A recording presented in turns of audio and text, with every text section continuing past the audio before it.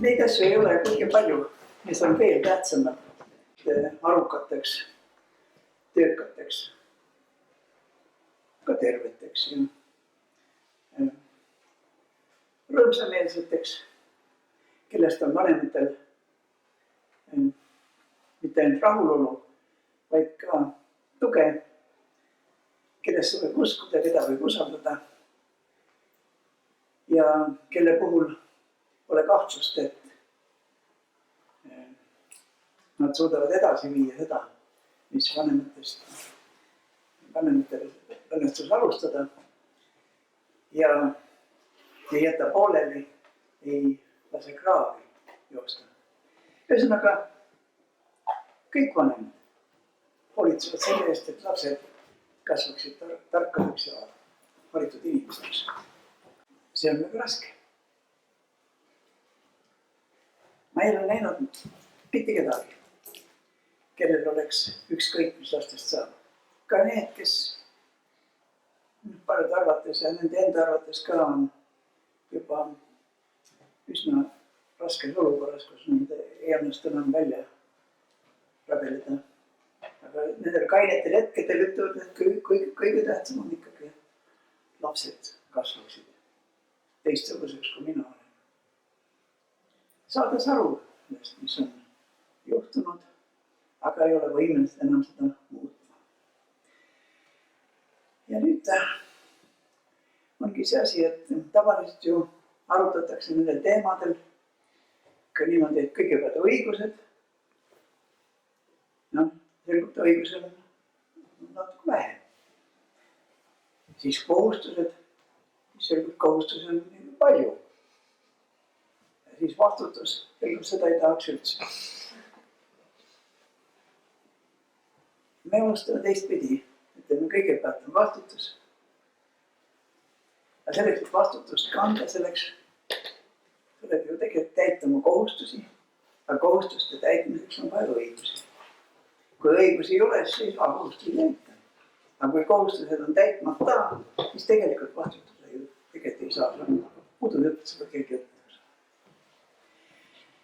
Ja niisiis, kui keegi arvab, et mina nüüd oskan kõikidele seledada ära, mille eest peab iga lapse puhul vastutama ja kuidas konkreetselt peab tegutsema ja nii edasi, siis see muidugi, see ootus ei täitu.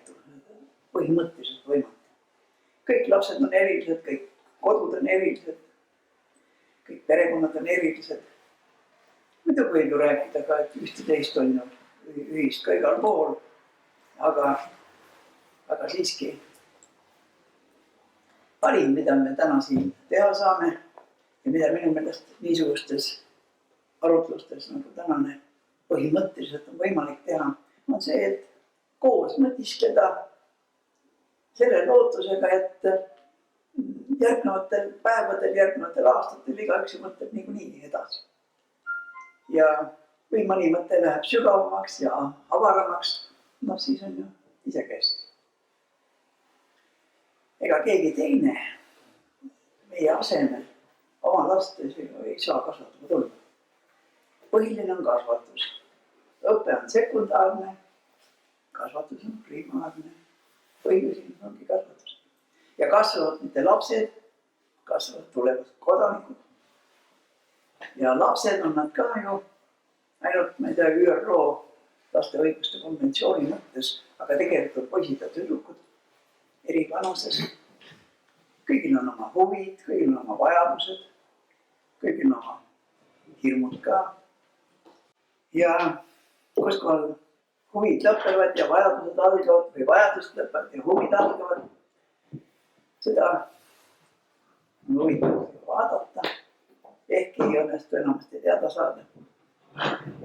Aga ega lapsed ise ka päris täpselt vahet ei tee. Tähtis on aru saada, et need on erilised.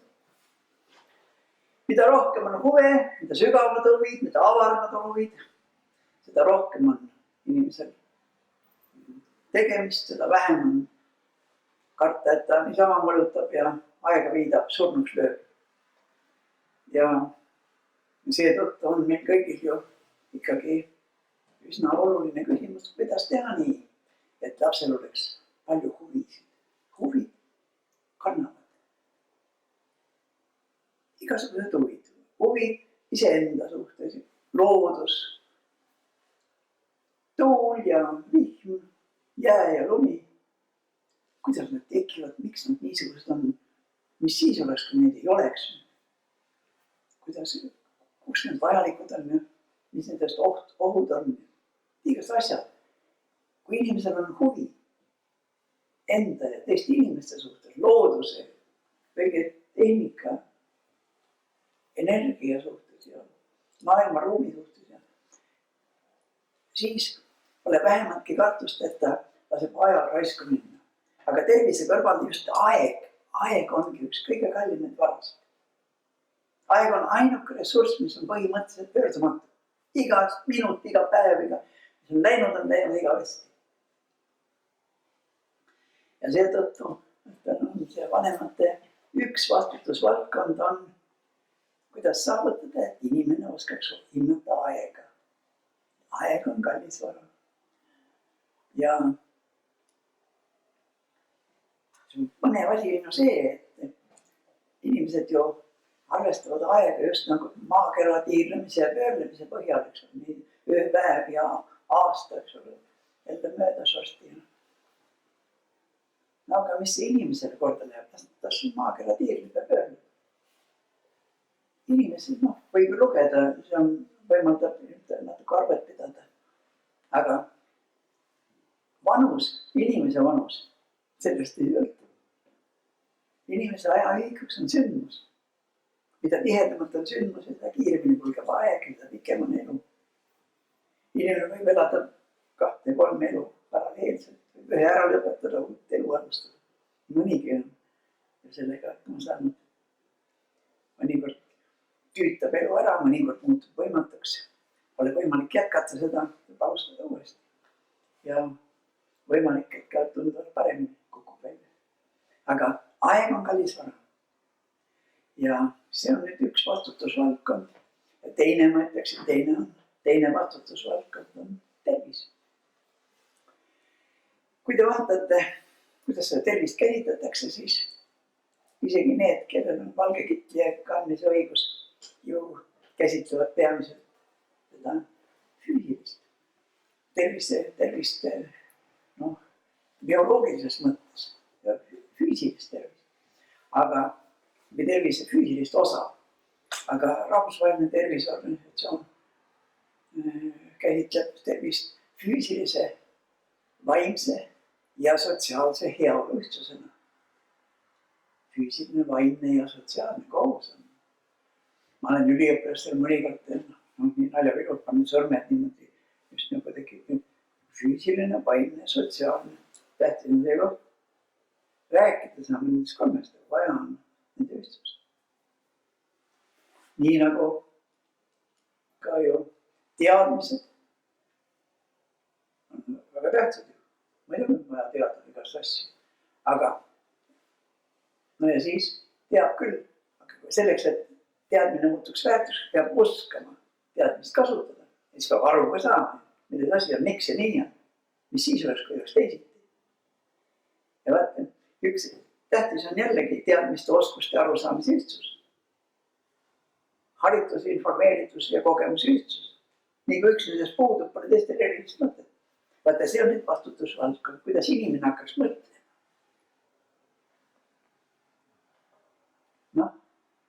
Vastutus.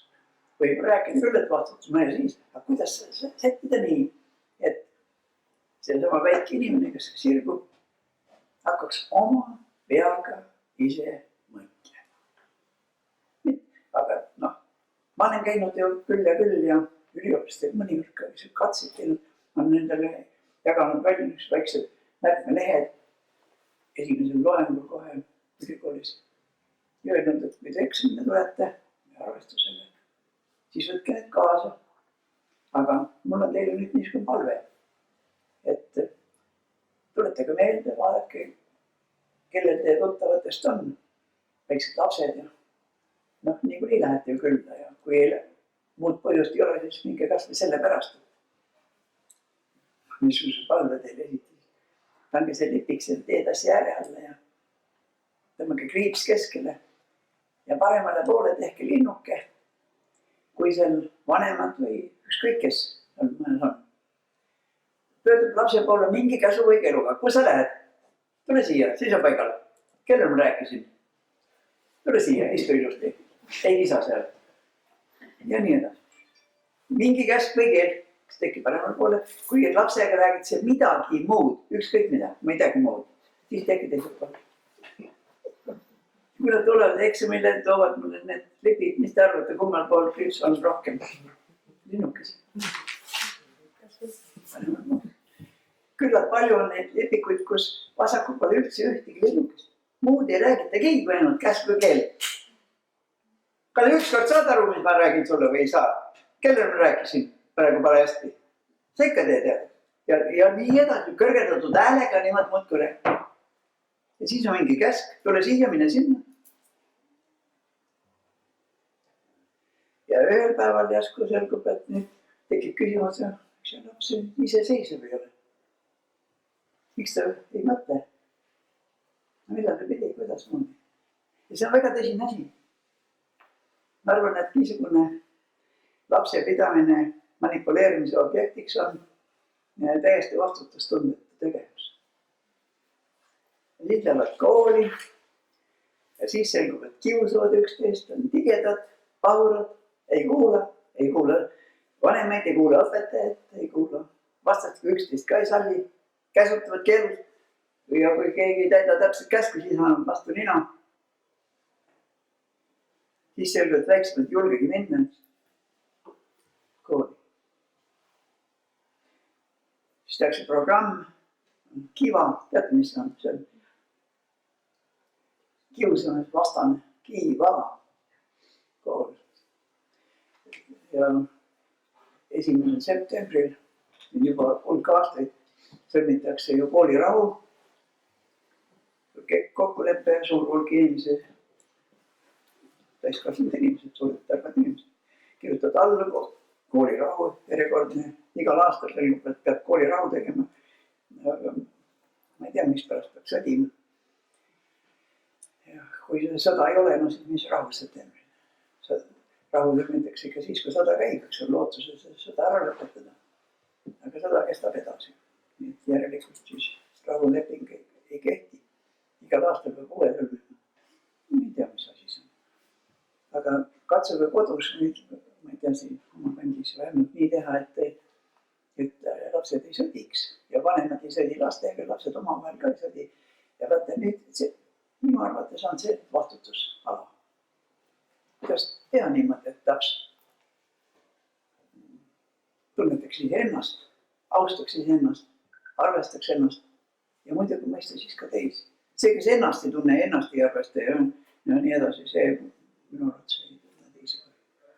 Kõigepealt ennast ja siis muidugi mõista teisi. Enesearmastus ei ole siin ka see asi, mis peaks olema niisugune, mis välistab teiste armastamist. Aga seegi on oluline. Ja nüüd me jõuame mõne niisuguse väga lihtsa, aga tähtsa detaili juurde. Üks esimesi, mida ma saandan siin rõhutada ja nimetada, äratab tavaliselt ka kahtlusi. Ja ma ütlen ta nüüd. Esimesed asjad, mis inimene peaks aru saama, siit juba aastani enne seda. Ei tohi. Ja teine on pea. Just nagu vastub inimesele, mida ma natuke tagasi rääkisin. Aga pange tähele, et neid asju, mida kindlasti peab ja mida kindlasti ei tohi, neid ei ole kuigi palju. Need on mõned asjad on. Natuke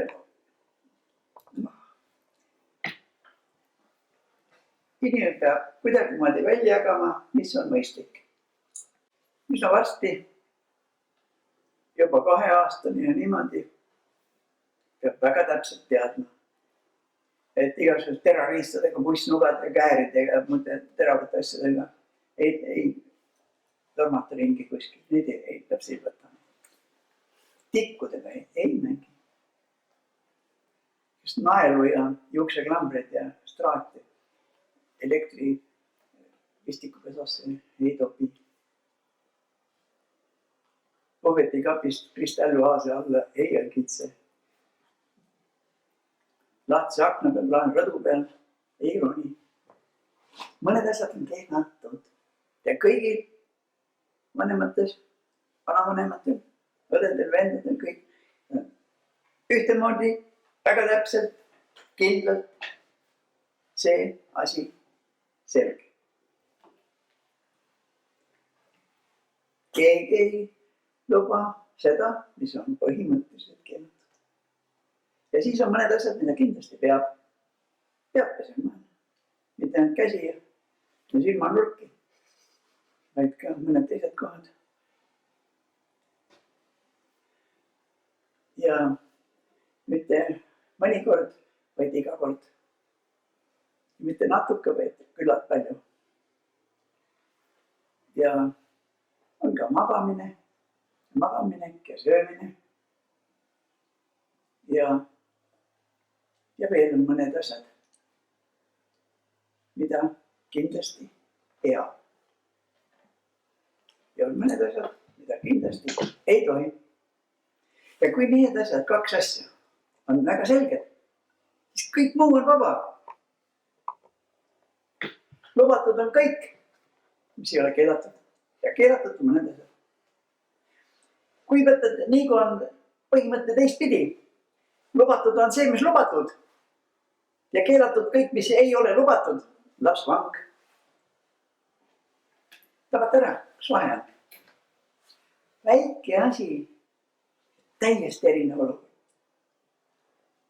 Ja kui laps kasvab vangina, mõtlemisviis ongi selline. Lubatud on seda teha, mida on lubatud ja kui keegi ei ole lubanud, järelikult on keelatud. Pole initsiatiivi, pole mõtet eriti palju õppida ka, sest otsustada ju ei saa.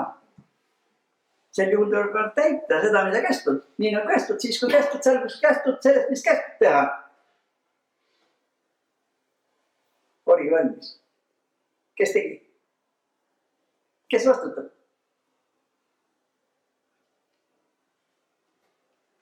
Päris hirmus asi on.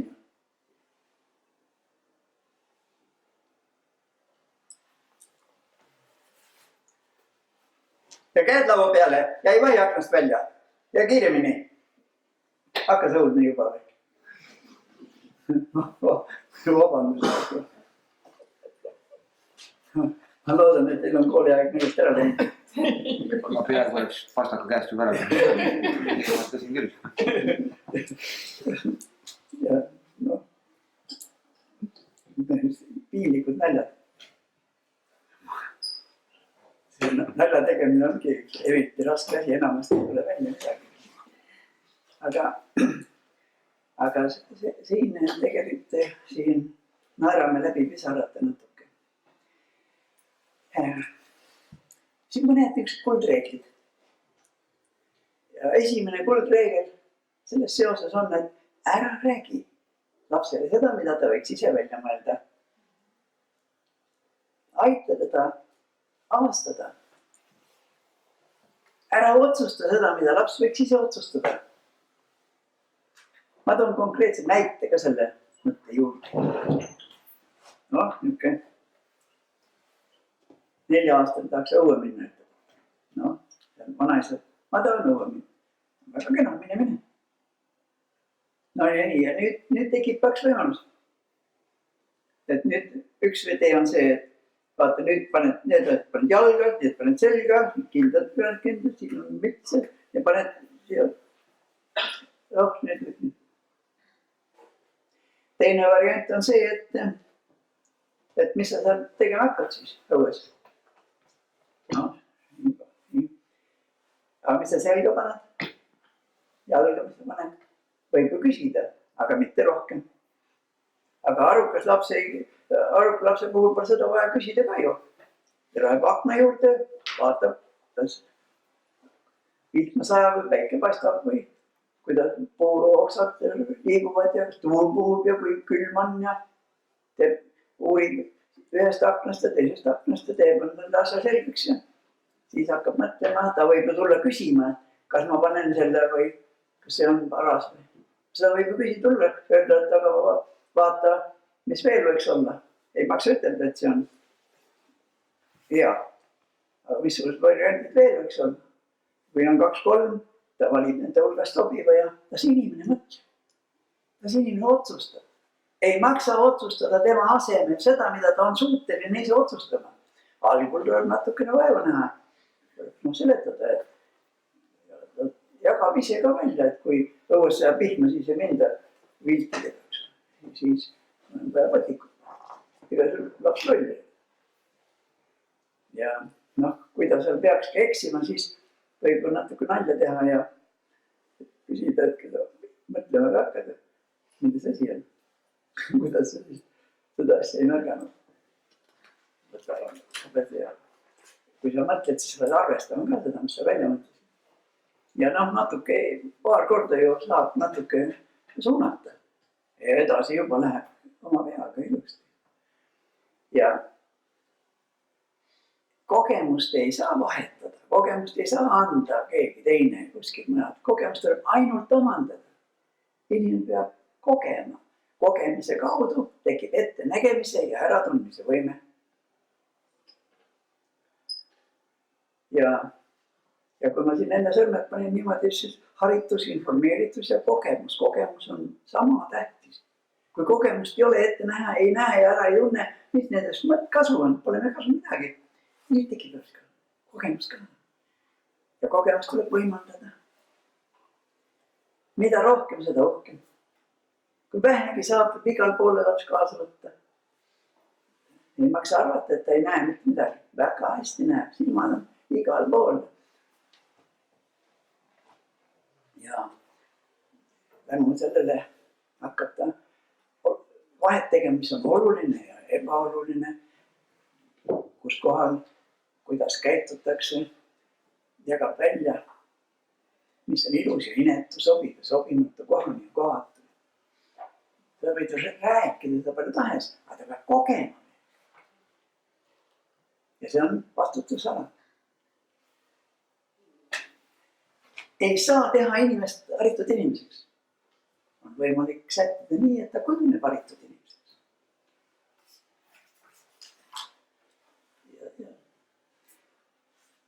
Me saame siin arutada hariduse tegurite üle, aga me ei saa mitte kedagi haritud inimeseks teha. Kuskil mujal ka ei saa.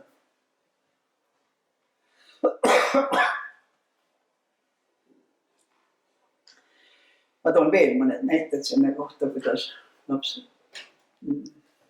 kujuneb arukamaks.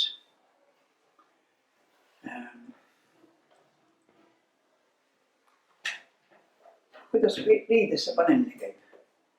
Ma usun, et enamikul siin on isiklik kogemus selle kohta olemas. Jalad sirgu, püsti jalga, käed püsti, särk selga, 1, 2, 3. 2 minutit laps riides, nüüd lähme lasteaeda. Üks teed. Ja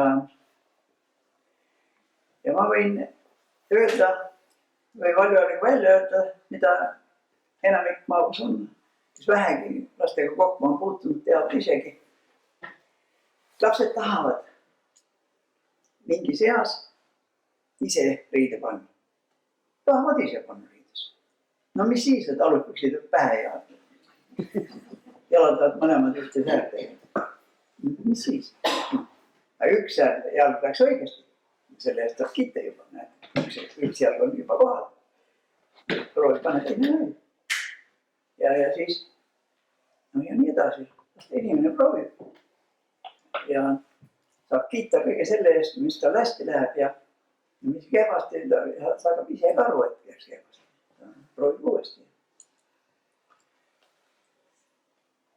Kui see aeg mööda lasta, see ei ole pikk aeg, see on 1–1,5 kuu, kus ta ise tahaks panna riidesse. Aga kui siis vanemad ei võimalda seda, et panevad ta riidesse ja kõik ja sina vait ja kiiremini. Pärast tee, mis tahad. See koht siin, ma ei tea, kus kohal, võib-olla siin, jäi välja kujunemata. Ja inimene on terve elu riietamisega hädas. Kui see on mõni naisterahvas, siis on täitsa selge, et teatrisse ta ei pääse. Ei ole midagi selge panna. Kapis on mingid asjad, aga mis asi. Riietumine kujuneb nii suureks raskuseks, et inimene kogu aeg hädas. Mitte, et ise hädas teid määravad ka, sest nii kõik jõlevad. Mis kehvast. Samasugune asi on söömisega. Kõik teavad, et mingis eas laps tahab ise süüa. No talle öeldakse, mis sina sööd? Sina ei söö midagi, sina pani käed sirgu ja suu lahti ja nüüd läheb vanaema terviseks, nüüd kassi terviseks ja suu puhtaks ja rahu majas. Aga kui ta ise hakkab, siis läheb silme ja kõrva ja enamasti parandale ja katastroofiks. Aga see aeg, kus laps tahab ise süüa, ega see ei ole väga pikk. See on ka samamoodi.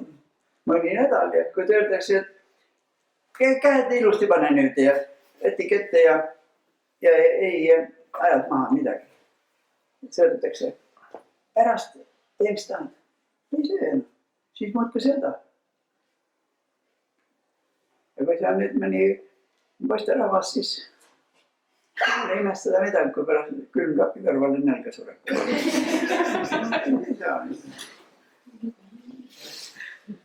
See söömise asi on nii keeruline, et ei küll ei hakka.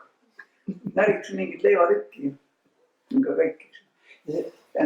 Ma püüan ka praegu jälle natuke võib-olla liialdada, aga nii hull võib-olla ei ole, et ära sureb päriseks. Aga süüa tegema küll ei hakka. Ei, midagi kuskilt saab ikka kätte. Kes vastutab? Kus viga tehti? Seda ei mäletagi enam keegi, kus vanemad olid natuke lollid, eks omale. Ja pärast on laps, inimene, täiskasvanud inimene ikka veel naeruväärne selles punktis. Aga põhjus oli väheses lapse. Vaatame 3. näite veel.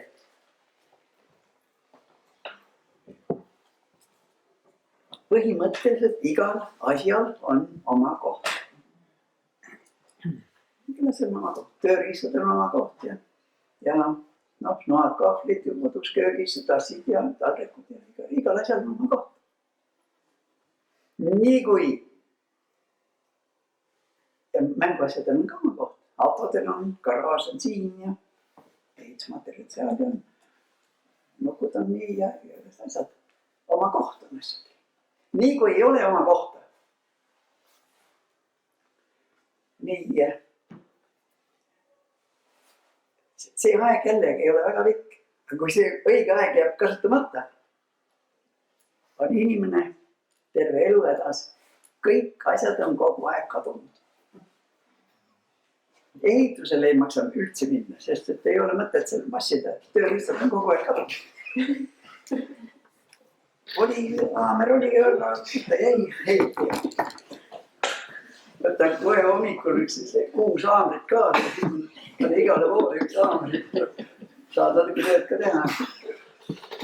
Ühe aamriga lähed, siis on täitsa läbi. Ja nii on ikka paberitega on nii, et palju lihtsam on uus kirjutada, kui vaja üles teha. Ja kus põhjusel, kes vastutab? Vastutades tahab muldagi. Vastutus on vajases lapse. Ja ei saa ju öelda, et vanematel on kohustus niimoodi teha. Kes see kohustab? Keegi kohustab. Kui oma vea ei võta, siis jääbki tegemata.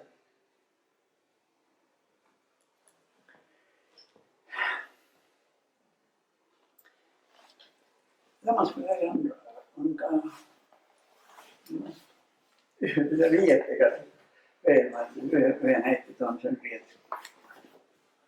selliseid lapsi on küll ja küll ka, ma tean isegi, et on, võib-olla te tunnete ka mõnda. Ja õhtul läheb magama, pillub kõik asjad mööda tuba laiali.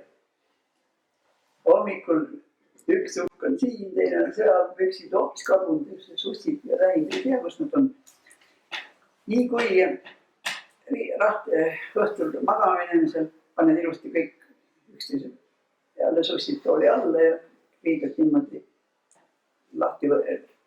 riidest lahtivõtmise järjekorras tooli peal ilusti kokku pandud. Hommikul vastu tagurpidi järjekorras uuesti jälle selga ja tekib inimesele korraharjumus. Ja see aeg jälle, kus see korraharjumuse krõks käib, ei ole väga pikk. Ja vaata, mis see on nüüd? See kõik ongi kasvatus. Aga nüüd edasi juba, kui me hakkame vaatama, sügavale lähme, siis esimese 3 eluaasta jooksul inimene hakkab kõndima 2 jala peal, tekib minateadvus, tekib need kõik asjad, mis ma praegu rääkisin pikalt.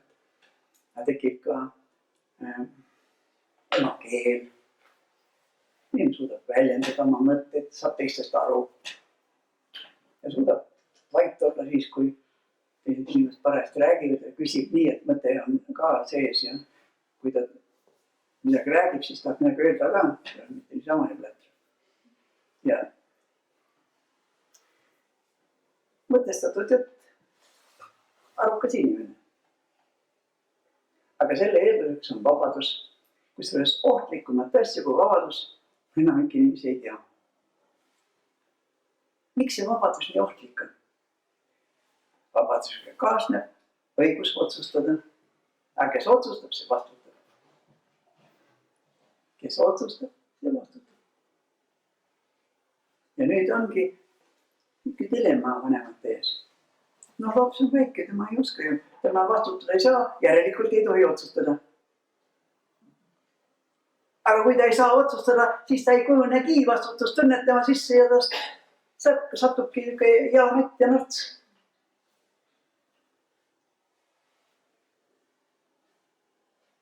Ja mitte keegi kõrvalt ei saa seda öelda, mis on siin õige, mis on vale, kuidas moodi teha. Seda ütleb isa, ema, mõnikord ikka ka vanaema ja vanaisa. Seda ütleb, mis on õige. Iga laps on eriline, kordamatu, ainulaadne, enamasti imetlusväärne. Ja selliseks ta peakski jääma, kujunema küllalt sarnaseks teiste inimestega, et oleks võimalik suhelda ja küllalt eriline, et oleks temaga mõtet suhelda. Niisiis jällegi vastupidi, ühest küljest küllalt sarnaseks, teisest küljest eriliseks, ainulaadseks, imetlusväärseks. Tutvustaksin mõningaid mõtteid selle kohta, kuidas kujuneb inimese mõtlemisviis. Mis see mõtlemisviis on? Tundmisviis, tundeloogika ja mõtlemisviis ja mõtteloogika. Ja kuidas seesama oli, millest ma alustasin, seondub tahtega. Huvi on tähtis asi, me rääkisime pikalt, aga siis peab olema veel tahe. Lõpuni ei jäta pooleli, ületad raskused. Üks käsi keerasin kõrvale õiget teed. Aga veel on vaja uskuda sellesse, et me teeme õiget asja. Me suudame, saame hakkama, jõuame, oleme. Mitte üritame näida, vaid tahame olla. Siis peab uskuma. Ja väärtuseks on huvi, tahte ja usu ühtsus. Mitte mõni ainult nendest. See minister, kes kõigist pikem oli, rääkis hommikust õhtuni huvist. Aga mis siis? Ja kui suhteid kannab hellus, õrnus ja armastus, siis ei ole neid keeldusid üldse peaaegu tarvis. Silmavaates piisab täiesti mõnikord Ja mitte niisugusest keelavast silmavaatest, vaid igaks juhuks vaatab, kas on see mõistlik. Ei tee. Ja inimene jagab välja, mis on mõistlik ja mis ei ole.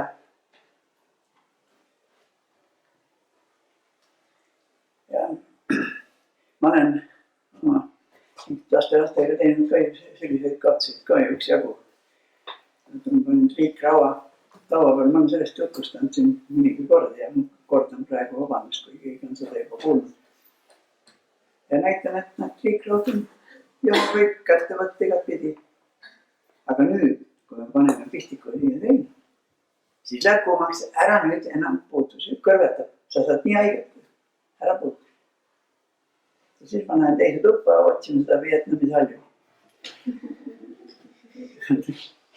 Ei ole ühte juhtumit olnud, kus ei käi isa vastu. Inimene on ka veenduda, kas ikka on nii. Ja siis paneme sõrme vastu ja siis kõrvetab ära muidugi. Ja mul on selleks ajaks särg ka leitud juba ja näärime sõrme otsa kinni. Aga inimene sai 2 tarkust korraga. Tõepoolest kõrvetab. Ja vahel see räägib tõtt.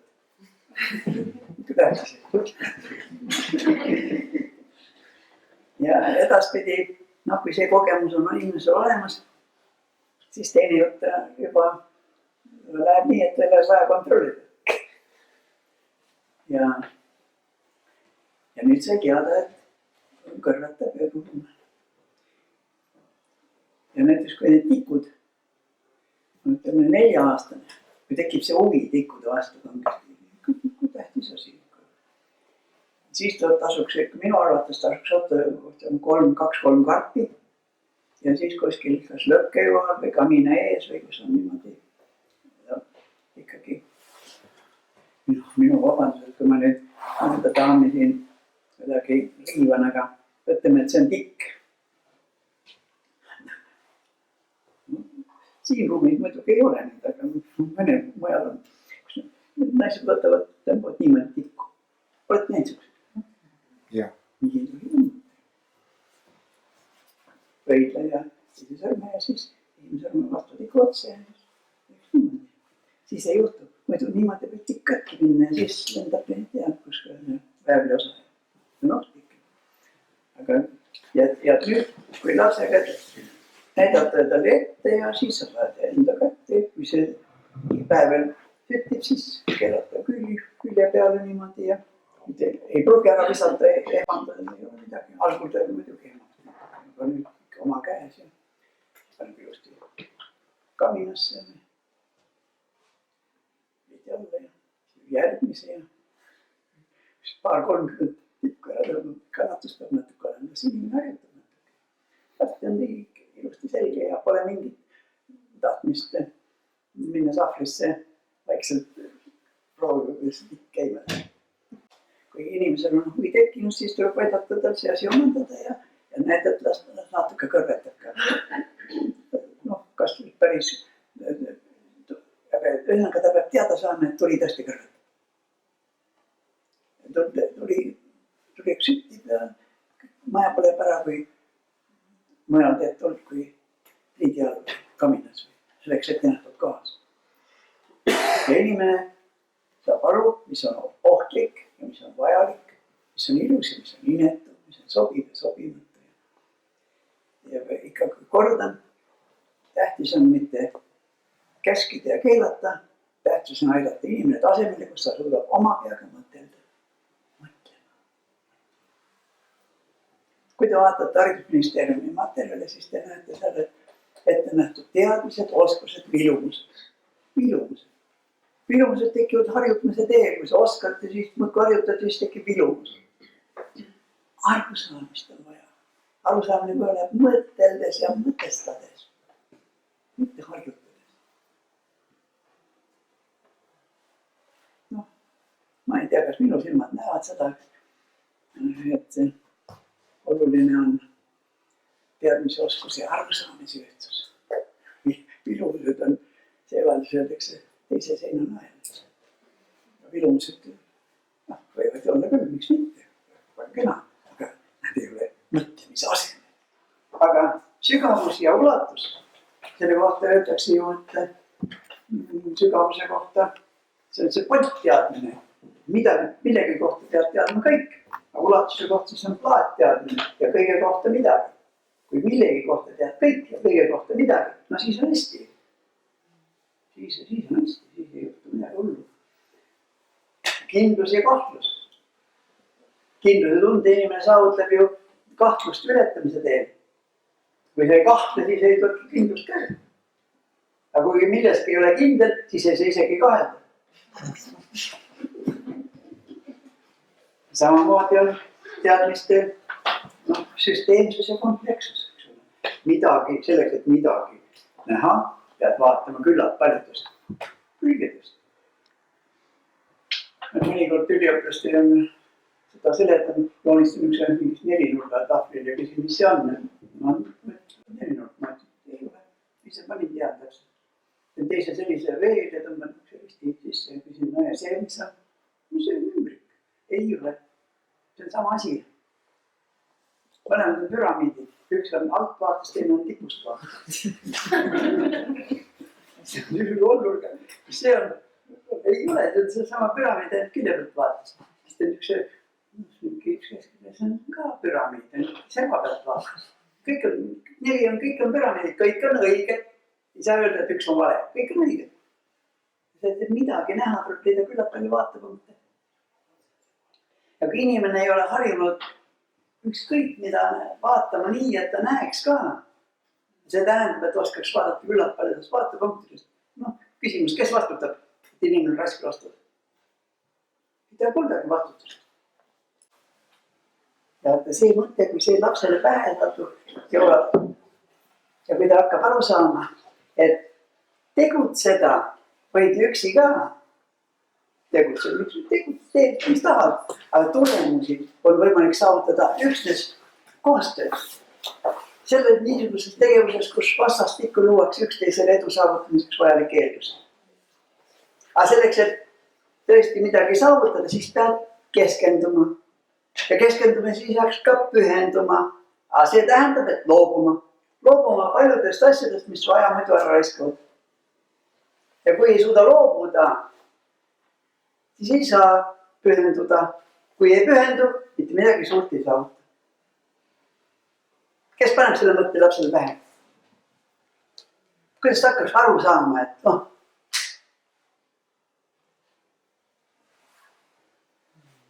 enamik jääb ülikoolis üsna kehva ettevalmistusega sel lihtsal põhjusel, et need poisid näiteks nii palju ilusad tüdrukud. See ei ole. Tagajärjeks ongi, et polegi aega õppida. Ja loobuda ei suuda. Pühenduda ei saa. Pingutad selleks, et saavutada midagi. Või pingutad selleks, et vältida ebaedu. Osa inimesi püüab saavutada, osa edu inimesi vältida tagajärgi, mis võivad tekkida juhul, kui me ei tegutse. Vanemad saavad seda vaadata ja rääkida inimesega, väikse inimesega. Mõtlemisviisi juurde kuulub kahtlemata see, kas püüad pingutada ise saavutada või riputada ennast teiste kaela ja lased teistel vedada ja seletada, et teised peavad kehvasti.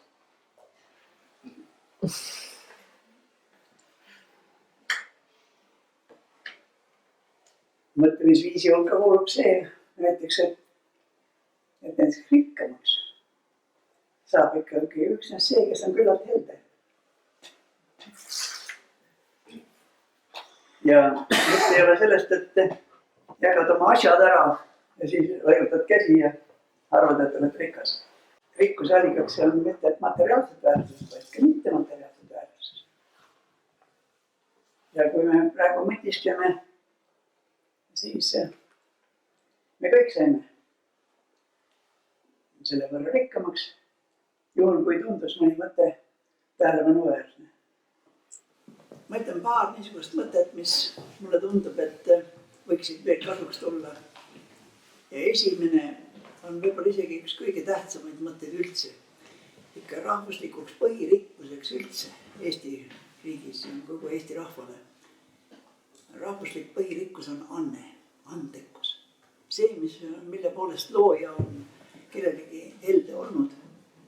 Ja seda sädet, seda imet, mis inimese sees on, seda tuleks hoida nagu silmatera. Teha kõik võimalik, et see kõigepealt avastada, mille poolest siis see laps nüüd on eriliselt helitatud. Ja siis teha kõik, mis võimalik, et see jumalik säde kaduma ei läheks. Ja selle peale saab ta rajada kogu oma elu. Kui ta hakkab tegelema sellega, milleks eeldusi ei ole, siis on ise õnnetu ja teised õnnetud ja ümberringi ja igas väga palju välja ei tule ka ja tõde.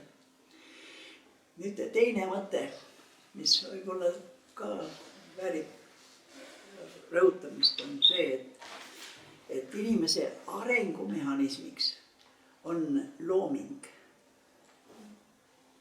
Ja mida rohkem on ruumi loominguks, loomiseks, seda rohkem on ruumi arenguks.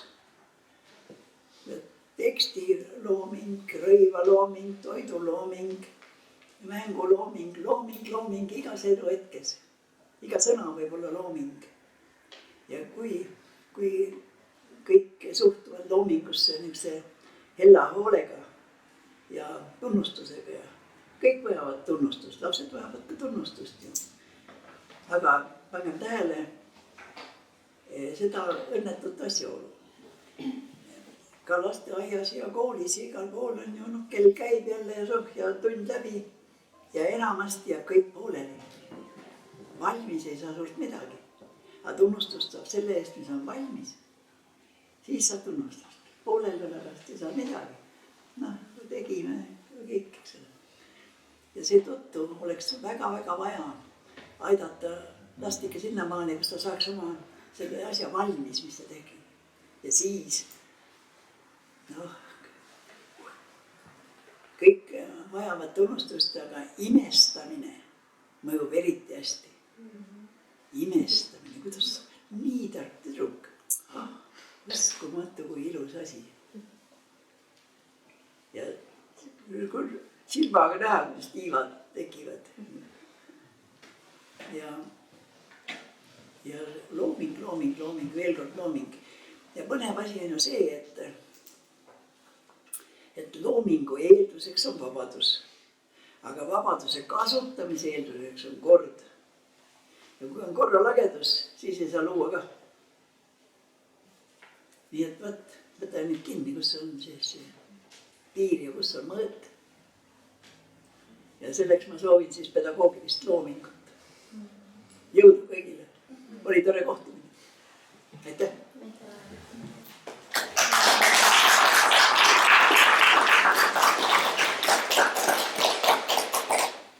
Ma arvan, et ühelgi põlvkonnal ei ole moraalset õigust vilistada sellele, mis eelmised põlvkonnad on saavutanud. Ja ühelgi põlvkonnal ei tohiks olla kade meel anda kasvamale noorele põlvkonnale kiiremini nii palju vabadust, et ta saaks tunnetada vastutust. Muidu ei teki mitte. Käskude keeldude foonil vastutustunne ei saa kujuneda ja pärast imestad, et sellised on hoolimatud. Seal ongi vastuolu. Mulle tundub, et siin on koer maetud. Ma soovin kõigile aega edasi mõtlemiseks, teistele seletamiseks ja pole vähematki kartust, et asi saab liiga selgeks.